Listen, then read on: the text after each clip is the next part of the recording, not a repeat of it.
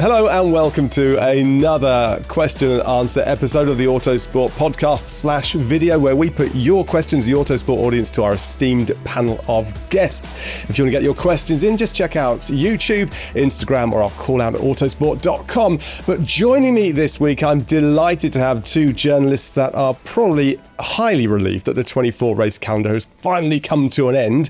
Alex Kalinauckas, hello.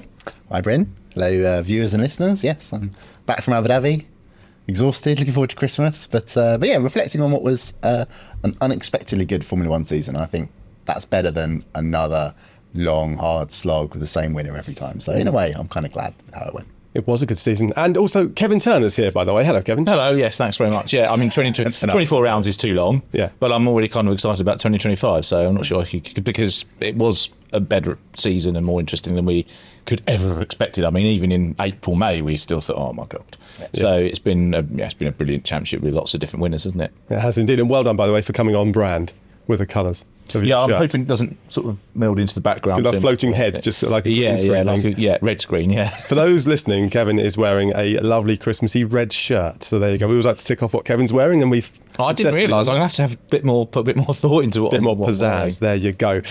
Right, should we go to the questions? I suppose we should. Really. Why not? We're going to fire through these. So first of all, Ryan on Instagram, thank you very much for getting in touch. Ryan says, were the stewards too harsh on the early incidents in Abu Dhabi? This is Verstappen, Piastri, Bottas, Perez, and Piastri, Colapinto. Alex? Yes and no. I think. Next question is. Depends what you're talking about. Fair. So if you Max Verstappen 10-second penalty, that is too harsh. Like that is for me a racing incident. He dives down the inside, as is his wont, incredibly aggressive. Oscar Piastri, I think Kev, you and I agree on this. When no, not having that, turns in on him. Could have given him more space. Yes, Max is pinched on the inside. He does understeer. It is technically his fault, but I think in those circumstances on the first lap of a race where both drivers have gone hard at it, they both spun off. I think the outcome was punishment enough. But then the other incidents I think were appropriately judged with 10-second penalties. So Valtteri Bottas and Sergio Perez is just a really dull accident. Like it's really underwhelming, right? But again, it happened on the first lap, so there's this first lap principle. Why that not applying? But the fact it was so sort of like, oh, Valtteri, what have you done there? That's why it ended up being a penalty. And then with Oscar Piastri going straight into the back of Colapinto after a virtual safety car, no, he massively made a misjudgment there. So that's the correct sanction. I'm going to go a stage further and say I think they're all harsh, actually. And this is amazing. I know people think I'm going to pile on Max Verstappen every time, but that's not the case. He triggered it. In all three cases, there is an obvious person who caused the shunt, which is why they're getting a penalty, given the guidelines. They've been asked to be harsh, all that stuff. So I get why they all got penalties. But I think they all, a few years ago, they would just all fall into a racing incident. Max is probably, given that there is a Constructors Championship on the line, he is aggressive in the first corner, but Piastri does not give him that much room, but I don't think he should either. And they touch because Verstappen understeers into the side of Piastri and they both spin. The Bottas Perez one is just a bit pants, isn't it? Yeah. It's sort of really light touch, which is the first lap, concertinaing up. And then they're all just sort of misjudgments early on in a race. So I kind of let them I was going to say, even that one though, the Piastri Colapinto one, I mean, that, come on. Yeah, but it's his fault, but it's... No, but it is, but he goes into the back room under a VSC. I suppose under the VSC, I think you have probably got to get a penalty in that scenario, that's fair. But for the other two, I'd have just gone first lap racing incident, let's move on with our lives, really. Do you think it's partly to do with Max aggressive on the inside, what he's done over the past season, more going back to 2021 as well, where they're going, right, if it's Max, it's deliberate and he's trying to force somebody off, he's being too aggressive, we've got to slap him to stop him doing it again. Is that what's going on there? Drogba diving sort of Well, thing I think it is due to Verstappen, though not maybe quite like that. I think it's because, and this is why I've argued that actually we need sort of a bit less black and white regulation on it, because it kind of hems the stewards into having to make certain calls and certain penalties, even though every incident is slightly different. And I think that actually they kind of almost need to be given a little bit of a license to go, well, actually, this is a bit different. But because Verstappen has taken the mickey and he hasn't always been penalised, sometimes he is, sometimes he isn't, and the other 19 drivers have got fed up with it, obviously, and there's been this big push to go, right, we've got to nail this down. And instead of just going, the stewards just need to be a bit harsher with that sort of driving. They've gone, no, we need to tweak the regulations so that we know exactly. It's pushing you more and more down into a corner, so that you get things that actually a few years ago were just being a racing incident. Now there has to be somebody at fault, and sometimes it is just two drivers going for the same piece of tarmac. But I don't think the penalty on Sunday is a reaction to what Verstappen's done earlier on in the season. No. The trouble is we'll never know, because the FIA, in its infinite lack of wisdom, doesn't have permanent stewards, doesn't have accountability of even getting these decisions explained properly by the people that are taking them, or the people that, like Michael Massey, you see the race director, who would recommend whether these people need to go to the stewards. So we can't know for sure, because it wasn't. I was in the paddock. It wasn't like up for discussion. But I don't think it is a reaction to what came earlier on in the season. I think it's just looking at that isolated incident. They've seen a driver make an aggressive move. It's ended in contact, but it's not taking into account the fact that the driver on the outside played a part, which is what we've consistently said about incidents. You look back to things like 2021. It quite often takes two to tango, and that's what happened there on Sunday. Yeah, but consistency is a huge thing, isn't it? I mean, where does F1 go from this? What are the FIA going to learn from this? Do they suddenly need to implement something for 2025 and beyond? They go, we are going to have one team, because it's two. I know it's 24 races, but there's so much variety, so much variation in interpretation and what is then put down from a book of guidelines. I mean, what do we think about that? I mean, go on. Well, I think that's exactly what they should do. Like, you need a professional body in terms of adjudicating these things. It's always been a little bit of a weird grey area that the stewards, they're not paid. They get given expenses and first class flights and all that, and even that feels a little bit. It feels a little bit wrong. So I think you would need to have that consistency, and it makes for accountability effectively. The argument against it is that if you have the same people doing it each time, they could then be influenced like from the outside. And the real thing the FIA objects to is like, well, who's going to pay for it? That's Mohammed Ben Sulayem, the FIA president, saying that to our colleague Jonathan Noble in Qatar. But they have the money. They have ways of funding all these things. Like, well, they should have lots of money now. They've sacked most of the staff there. So. And he's got a pot of money, isn't he, around for re-election that he can dish out as well. Re-election that he's not running against. Yeah. At the moment. Okay, so some sort of consistency is what we're after over the course of a season. Consistency in terms of the team doing it, but I actually do think that a lot of the incidents actually are consistent when you look at them like that. I think the calls for consistency have actually created a problem, in the sense that actually there are. I was speaking to Derek Walker about this. He's one of those stewards, and actually I think was the one in Abu Dhabi.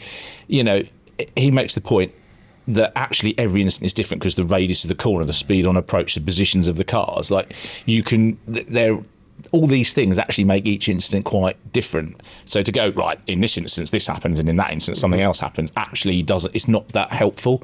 It seems like a good idea to start with, but it actually creates more problems. And this is why we keep going, we need to change the rules again. And it will continue to do so, I suspect, for years to come. So rules need some interpretation, as in you're allowed to interpret the rules however you deem fit, but it has to suit a particular guideline for a rule, as opposed to this is the rule. If somebody's on the inside and the part at this point alongside a car, etc., etc., etc. There's got to be some. Yeah, it's sort of guidelines, but with wriggle room, which I appreciate is how legal structures normally work. But I do think a bit more explanation as to why penalties happen or don't happen would be useful for people to go, oh, now I see why that wasn't and that was.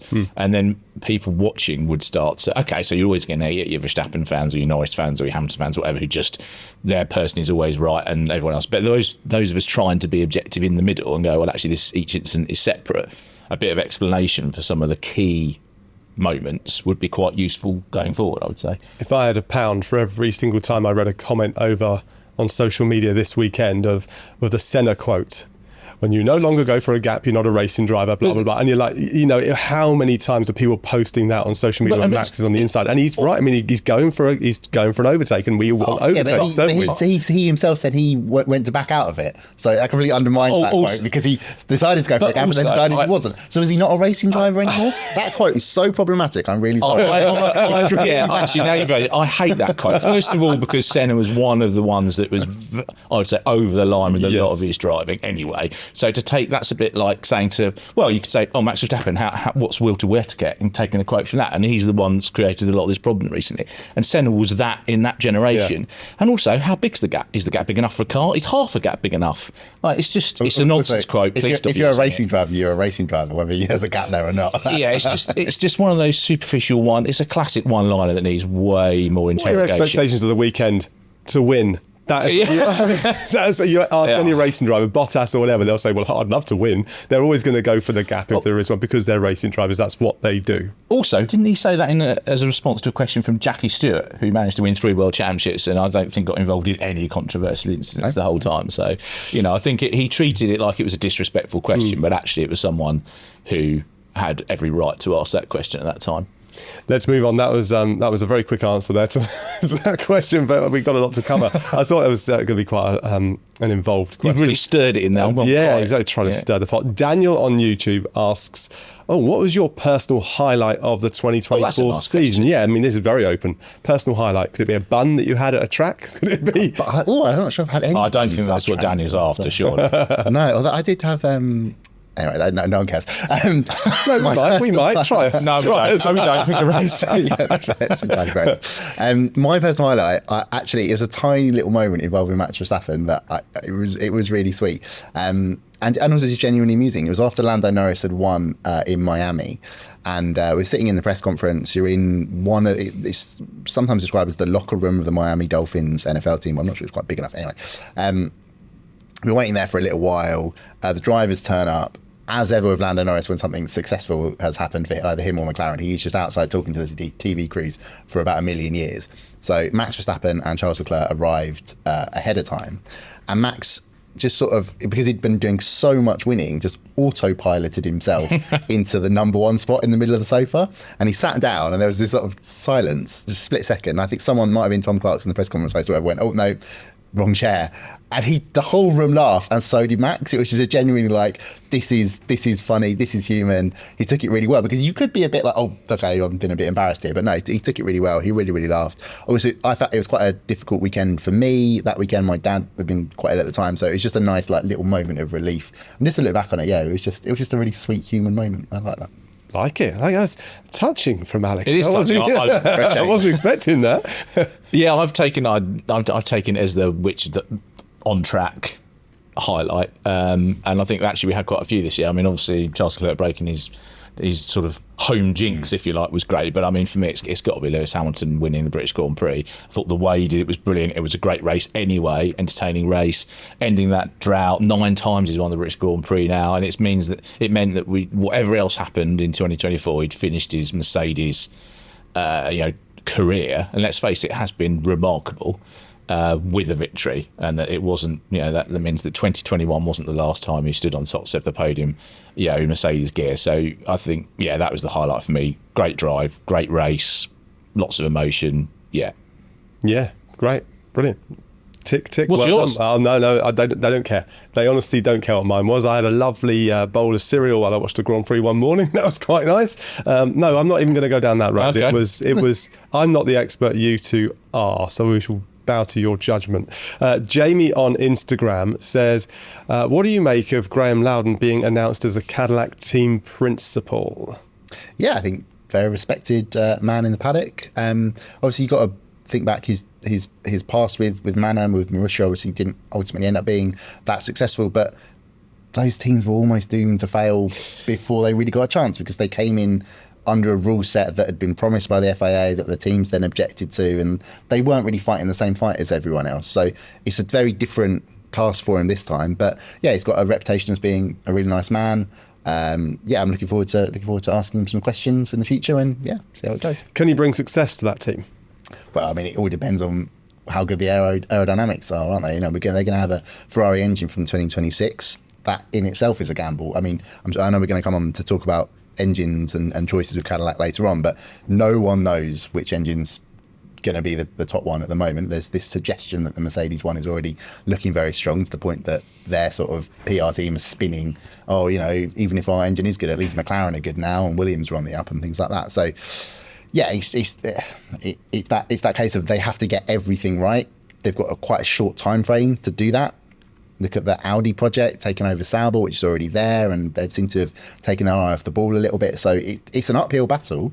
So yeah, it's one of those things where eventually you'd think it would work out, but will they be given enough time? I mean, they've got what they want to get. They've got to see it through properly. Go on.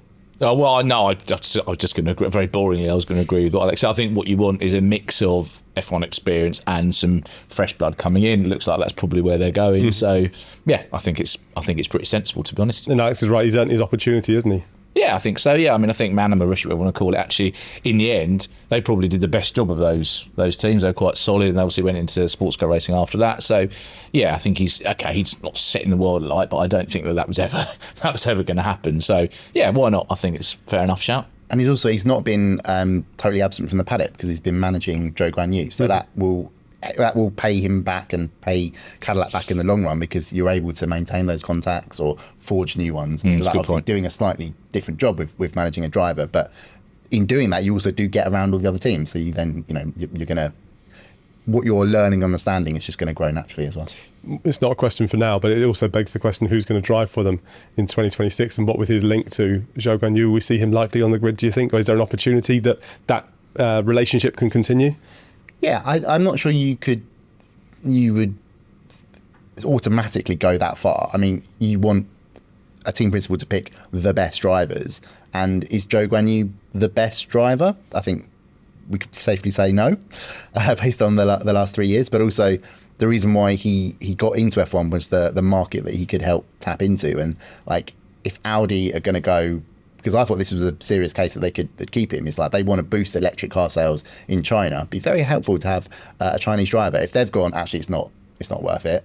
I don't see what Cadillac, an American brand, would have in a sort of commercial interest of having a Chinese driver. So, yeah, I think maybe he'll retain his links, and very sensible for him to do that. But yeah, I also don't sort of the suggestion that just because he manages a driver, he's going to automatically put him in. I think that would be doing him a disservice, really. Fair enough. There are some questions coming up, I'm sure, about Cadillac and who's going to drive for them in just a bit. But talking about performing and overperforming or underperforming, Pegasus, great name on Instagram, asks, is there a case to be made that Ferrari performed at the highest level compared to their rivals? I'm going to twist that question slightly and ask you, which team do you think performed best over the course of the season, given their constraints, their individual team constraints? Who wants to go first? Alex, go on. I mean, the ultimate decider on that is who won the Constructors title, which is McLaren. But all three of those teams, McLaren, Red Bull and Ferrari, underperformed at different times. This is why it's quite interesting to look at 2024, whether it's on the team front or the driving front. There were amazing highs and there were also these weird lows at the same time. Now, Ferrari, ever since it fixed the problem it had with its floor in Barcelona, particularly post the summer break, I think there's a case to say they were the best team overall. Charles Leclerc scored more points post summer break than Max Verstappen, and Lando Norris was also pretty good on the driving front. So yeah, it just depends which way you slice it. Red Bull clearly were the best team at the start of the year, and did McLaren and Ferrari ever get to the point where they were that good in terms of dominance? It's kind of a weird one. So yeah, it's sort of Ferrari did perform at the highest level, but only for the end of the season. So therefore, I can't really answer it. It's almost like they're in the best place going into 2025. Right. I think it's a really interesting question, actually. I'd say it's not McLaren because we talked about it before. They've given away a lot of points. So if that's how we're comparing them, like given the kit that they've got. Yeah, I think that's the only way you can really. Yeah. So which team did the best job with the kit they've got? I would say Red Bull probably made fewer mistakes as a team than Ferrari or McLaren, but you have to take into account the Sergio Perez factor. Like, that is a team decision to keep him in the car, and that's lost them a Constructors Championship. So you kind of take them out of it. So yeah, maybe it is Ferrari actually. I think they've under Vasseur, Fred Vasseur, they've quietly got very competent at pit stops, strategy. You know, they snuck the Italian Grand Prix win right out from underneath McLaren's nose. They ran them. It was kind of almost a surprise Constructors Championship charge, really. So I think they did do well. The one thing Ferrari did do that McLaren didn't do, and we can't forget to give McLaren credit on this, is they didn't at any point make their car worse. That's true. All the other teams did, including Ferrari. So that's why this question is like, I don't think you can have a definitive answer. But is there a case to be made? Oh, 100% yes, there is. Could you throw necessarily mean it wins? And say, actually, Haas, given the starting point and what they were facing the start of the season, did they perform the best over the course of the season comparatively as well?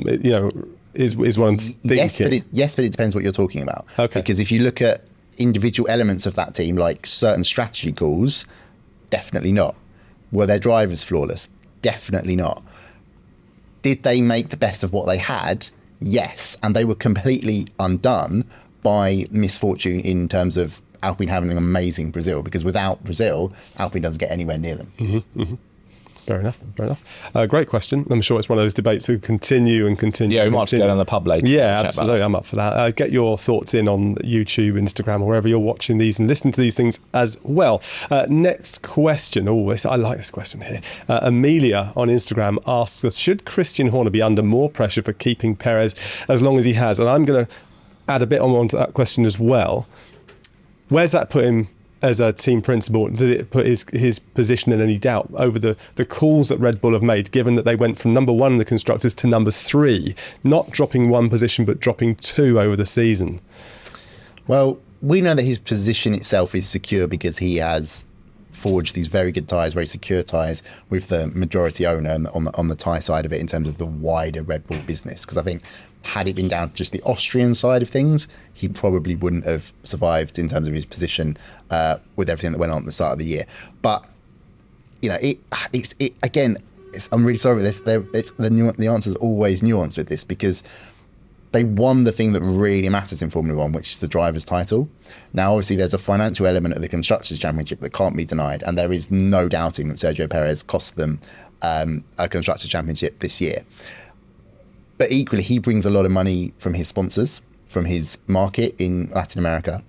And it's the information that you speak to various people, various sources, it adds up to almost as much as they lost in the Constructors Championship that he brings in alone. So there's already a sensible business decision being made, but equally the decision has cost them a certain amount of money, but also a certain amount of other glory. It's just lesser glory in the Constructors Championship. So yeah, it's a weird one. He's secure because of he's secure in his position, but I think that the wind has now changed. I think that previously Horner was happy to keep Perez around out of loyalty because I think they get on very well. I think Perez he's not a destabilising influence in that team, which I think Horner appreciated, because Max Verstappen can apparently be destabilised at the slightest thing. So, in terms of like the internet's just lit up. In terms of whether it's the car not working or people on track or whatever, or the fact if he's under pressure from a teammate in the same team, I don't think you can deny that. Look at what happened with the relationship between the Sainzes and Verstappen when they were teammates at Toro Rosso. So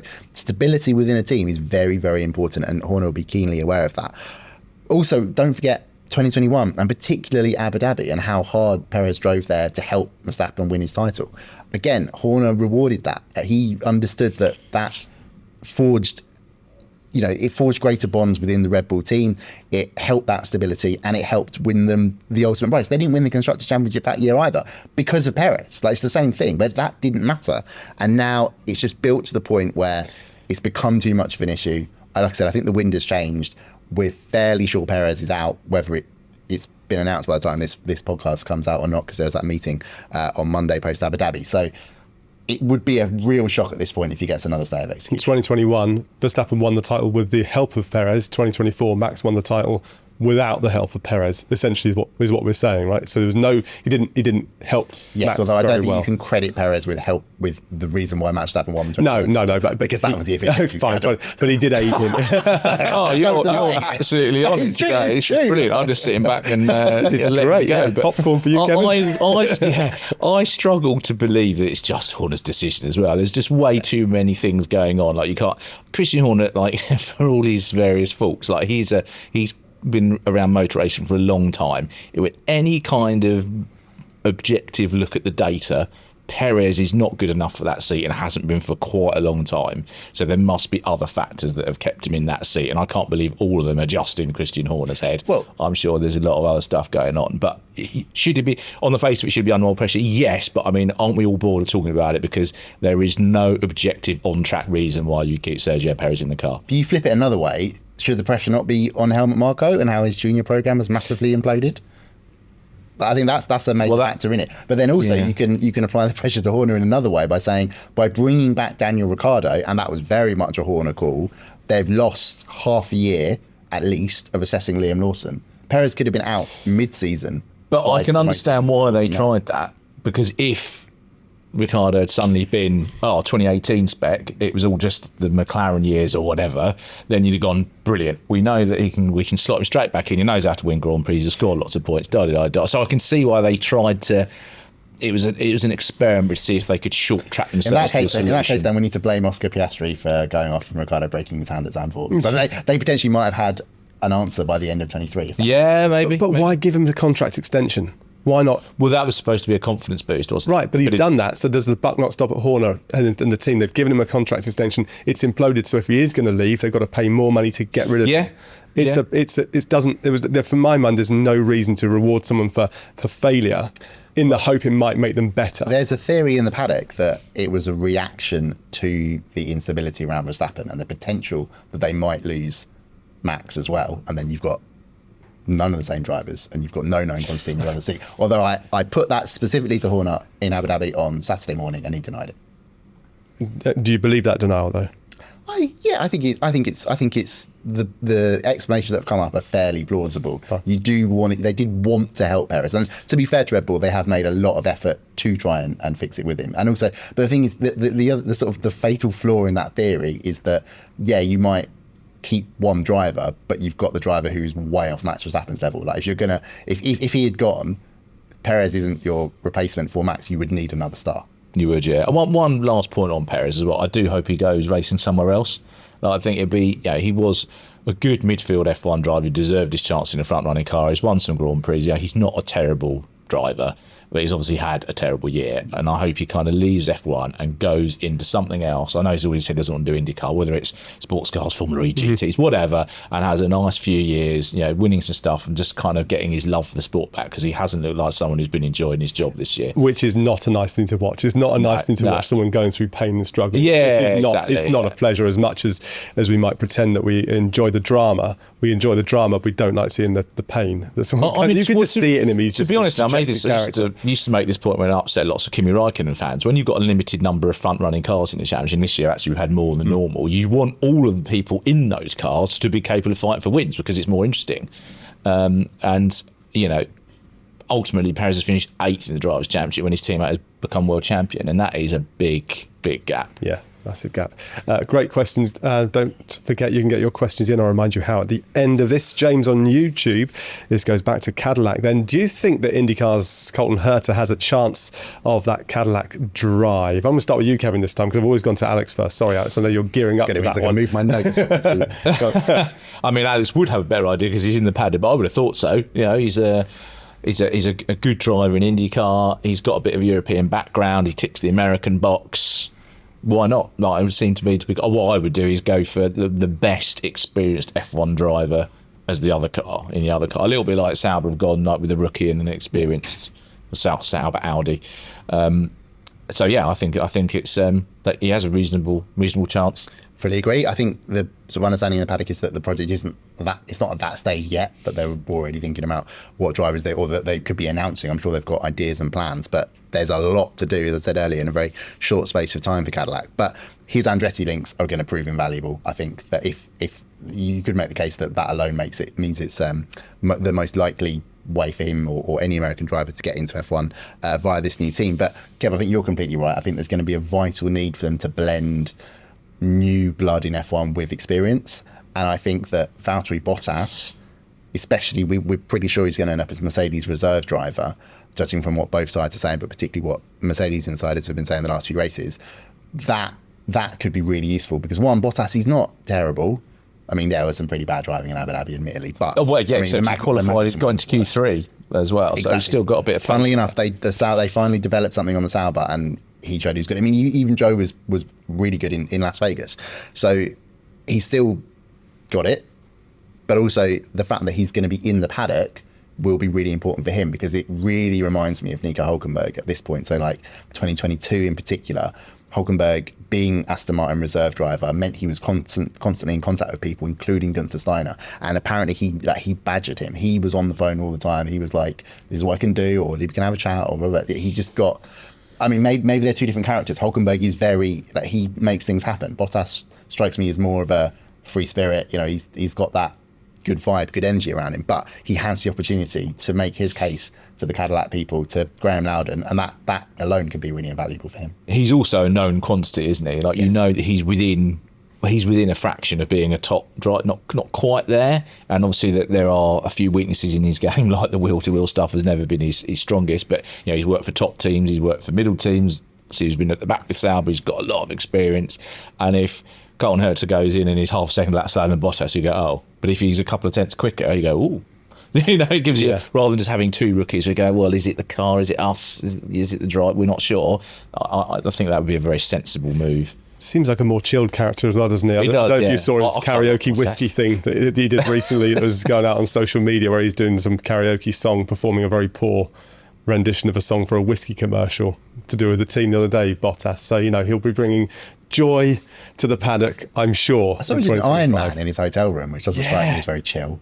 No, he did 45,000 lengths of the bath or something. Right then, next question. This is Kevin, not you, another one. It'd be weird if you asked the question, Kevin, but Kevin on Autosport.com says, is Kevin Magnussen leaving F1 as its most entertaining driver? Are you asking another Kevin? I'm asking Kevin first. From Kevin. Oh my God. Yeah, 3 Kevins. That's way too many Kevins. It's like Inception. It's like the Kevin. Which one was asleep? Who's the real Kevin? I never seen that. It's a good film. Yeah, it's worth a look. Good film. Long plane flights. You've got them. Autosport does old film reviews. Excellent. Yes, exactly. Always on his good film. Watch it on a plane. There you go. I mean, I didn't think. When I think it was the right time for Kevin Magnussen to go. Yeah. But actually, he's quite entertaining, isn't he? He's usually got he's got some quite good quips. I think he is too hard on track. I think it's him and Verstappen over the last few years have taken it in turns to be a bit too harsh. But he's got quite a good understanding of motorsport history. He's quite amusing.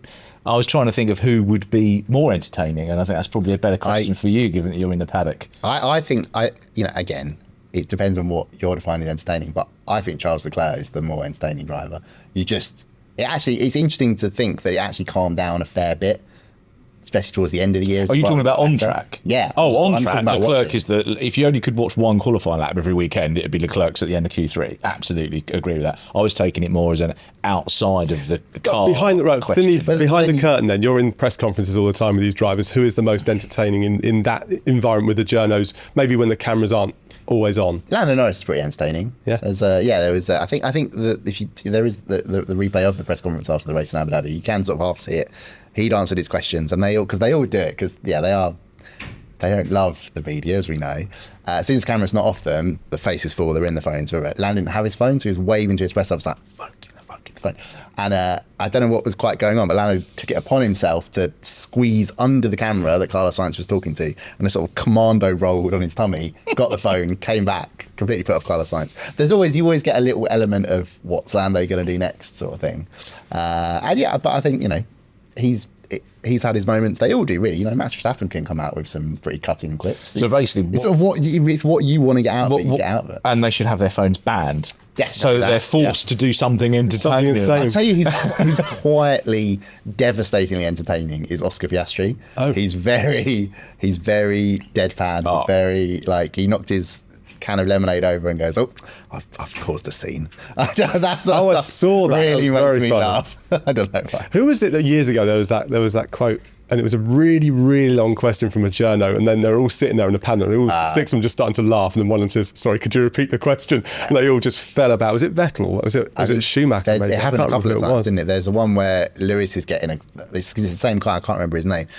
Short view to the past or whatever it was. I can't remember what he used to say with it. But anyway.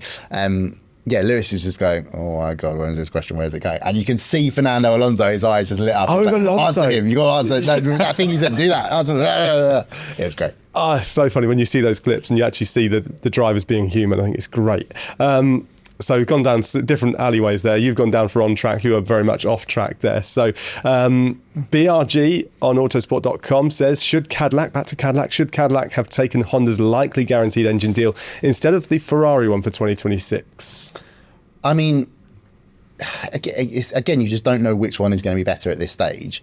But if you just look at it logically, Ferrari aren't going to be leaving Formula One anytime soon. I know they only need an engine for a couple of years before they build their own ones, right? But we don't know how the financial markets are going to be, and Honda in the past has obviously been historically a bit flighty when things like that have happened. We don't know how they're going to... If the 2026 Honda engine is with Aston Martin as the works team is like the 2015 engine in McLaren, I mean, there's got to be a big danger that they're gone after 1 year or whatever. So just looking at it from that point of view, I think it makes way more sense to take a Ferrari engine than a Honda one.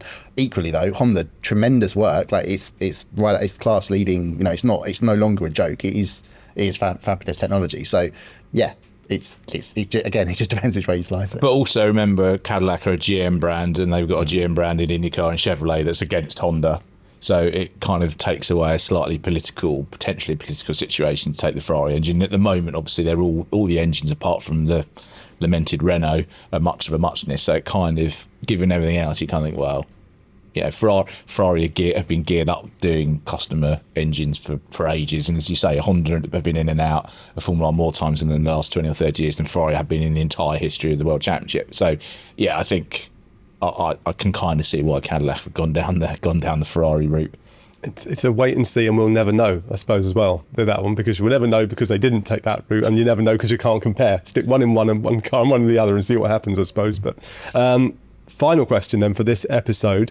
Alton, great guys. I used to live in Alton as a kid. Alton on Instagram says, which teams and drivers do you think are in the best place to challenge for 2025? I'll start with you, Alex. Well, I mean, all of the top four that ended the season in 24, bar Mercedes has the biggest question mark because the car only seemed to really work in the lower temperatures. So yeah, that's a bit of a weird one. Red Bull, if you take away Max Verstappen's absolute brilliance in Brazil, and the fact that Lando Norris messed up when it came to the yellow flags in Qatar, could be looking like there's like tiny little things, Brazil aside, because that was just Max on another level of amazing. There's a really strong case. He started 17th, didn't he, Kev? Wait. He started from the 17th grid slot, but he was the 15th car away from the line. He was right, he was 15th. There's also a big red flag in the middle of it. Anyway, there's a real strong case that Red Bull could be looking at not having won a dry weather race since June. And some of that was self-inflicted because it should have won at Spa because Max was brilliant there, but the engine penalty for the third year in a row there screwed him over. So therefore, there's a big question mark over Red Bull. And the only reason Max won that sprint race in Qatar was because of the sprint format. The Red Bull was nowhere on setup. Not his fault. The team nowhere on setup meant that they could change it and adapt, and suddenly he was able to produce the best of it. But also, Norris not being there come the end of the race, just when the McLaren is always good on the hard tyres in the final stint, it looked like it was boiling down to there's going to be at the very least another close battle here. So big question marks at Red Bull. Therefore, what are you left with? McLaren and Ferrari. As we've already said, Ferrari ending the year incredibly strongly. McLaren, perhaps more question marks over its drivers in particular and certain decisions it's made, but equally they're coming out fighting already, saying we've already taken some brave decisions with our car design. Now that's backfired on them in the past. Look at 2013, they had a whole new design just before big rules era, massively backfired on them. But they learned when all the other teams didn't, to not introduce parts until they were completely ready, and that ultimately is what won them the Constructors Championship. So you have to have faith in them. So if I've got to pick, I'm not going to pick one, I'm going to pick two, McLaren and Ferrari, therefore all four of their drivers. I think that with McLaren, and this applies to Lando Norris as a driver as well, they've got used to running at the front. This year they made some mistakes up front, which is very much indicative of a team that isn't used to being there, and they should have done that. I thought the way that Norris dominated Abu Dhabi was this Verstappen-esque or Hamilton-esque start as well. In the way that he made it. I'd say that's the first victory he's taken that looked easy. I'd say the other ones, for one reason or another, it's a little bit like, is he going to? Oh yeah, he has done it. This one, just he looked in control the whole time. And we've said before, the reason that Verstappen picks out his 2023 season is because there was a small advantage that he nailed every time. So he made a great car. He made winning in a great car look easier than it actually is, and I just wonder if Norris is kind of getting to that point. So if McLaren can deliver him a car of an equivalent, there's no reason why not, because it's an evolution of the rules, then he's ready to fight for a championship. I am, if I'm honest, most excited about Ferrari because I think that a Vassar, Leclerc, Hamilton combination could be rather tasty. So yeah, I think it's annoying because it's the same two teams that you've picked. Although, I think another way of looking at it is that obviously we can't know this. They may the car designs may come out in early 25, and suddenly one is continue better than the other, or Red Bull's really got back to where it was. But if we just take it how the season ended and extrapolate that forwards to how it starts in 25, Max Verstappen, I think, is going to be the most interesting element of it, because if he's able to deliver stunning results in a Red Bull, he's going to be taking points off other title challenges. So that'll either make it easier for someone or harder for someone. So that's what I'm really intrigued by. Well, I think the Constructors Championship will be between McLaren and Ferrari again. Yes. But the Drivers' Championship could include, and almost certainly will include, Verstappen, and potentially if Mercedes get up there, obviously George Russell. I think it'll be too soon for Kimi Antonelli to be there. I think he's going to crash a few times, which is understood because he's come up so fast. But yeah, I think Constructors, will be 2 teams in it. Drivers, there could potentially be representatives from the 4, couldn't there? So it could be, in theory, 6 drivers going for the title in 2025. That'd be lovely, wouldn't it? If you think of all 4 from those 2 teams, a bit of Verstappen in there and maybe George Russell. I mean, that is exciting. 2026 looks exciting already with a number of inverted commas rookies coming. That's the problem. So it's 25 that looks exciting, and then the rules are going to change in 26. Carlos Sainz made this point. It's like F1's done it again. It's just got into a great place, and now one team's getting a race. One will happen. You could get a sort of a 1986 style scenario as well, where you've got, Piastri and Norris will take points of each other because Oscar's only going to get better, isn't he? Leclerc and Hamilton will probably take points of each other. And then if the Red Bull's good, no one's going to be taking points off Verstappen, are they? Because whoever he's got alongside him isn't going to be an equal number one. Across George Russell. But then that requires Mercedes to be in the ballpark as well. What I'm saying is that on the weekends where one particular car has the advantage, the McLaren and Ferrari drivers have still got to beat the other guy. Yeah. Whereas if the Red Bull have a good weekend, it's 25 points Max Verstappen. Thank you very much. And don't forget, that's a key reason why Max, interestingly, said he would have won the title even earlier in a McLaren. Well, he had no opposition with it in his own team. Like, does he beat Oscar Piastri? Does Piastri race him in the same way he raced Norris? Like, that's why it's always interesting. Well, actually, it was interesting as well in Abu Dhabi on that first corner. It was Piastri and it was Max going toe-to-toe, and I wonder if that was Piastri's letting down a marker ahead of 2025, saying, I'm not giving in to you because I'm going to be fighting you for a title next year. I've made this exact point in the magazine and online this week, although I've also thought about it a little bit more. I still think that's what Oscar was doing, based on his comments, because he's just like, what's he doing? There was he was never alongside at that point. I'm doing exactly what I need to do. But I don't think Oscar Piastri is that irresponsible. I think that's probably making a bit of a meal of it in terms, but I think it's the best way to describe it. I think he understood that McLaren needed to win the Constructors title. I don't think he was prepared to sacrifice that to make a total point to Max Verstappen. But he still went, I'm going to be hard here. But I think we've got to the point now where a combination of F1 and the drivers are sort of, they've either had enough and or worked out how to deal with Verstappen's on-track driving. So will the rules mean that he has to bring it back? And if they don't, I think we know that Russell has very clearly made a stand that he's not going to take any nonsense. I think Lando Norris has worked out, if we look at Mexico, how to play Max Verstappen at his own game. Lewis Hamilton worked it out in 2021, but has rarely been there in a race situation. Charles Leclerc raced him brilliantly in Brazil. Everyone else got out of the way, but Leclerc did a good job just within the rules, and I don't think Oscar Piastri is the sort of person that's going to take any nonsense from anyone anyway. So I think Verstappen will find it harder to bully people out of the way in 2025 if all the cars are equal. So I think there could be a few clashes up until the point where maybe Verstappen goes, I'm losing too many points this way, I need to change tack. He will never admit that. He doesn't admit it, but he does do it. This is the thing about Max. Yeah. This is what makes him one of the greats. Regardless of what you think about the way he does things and his personality, he adapts to ensure that he wins, and that alone attributes to his greatness. And he doesn't crash because he's a clumsy oaf. Mm-hmm. Like, they're very calculated. He's, especially now, like if you compare the move he did on Hamilton in Interlagos 21 versus some of the ones this season just gone, they're much more nuanced and they're almost millimetre perfect if you think that running someone off the road is okay. We never said it wasn't clever. Yeah, exactly. So that's true. If he then gets, for whatever reason, because the other drivers make it obvious or the rules or whatever, if he gets it into his head, I can't drive like this, I need to do something else, he will do something else.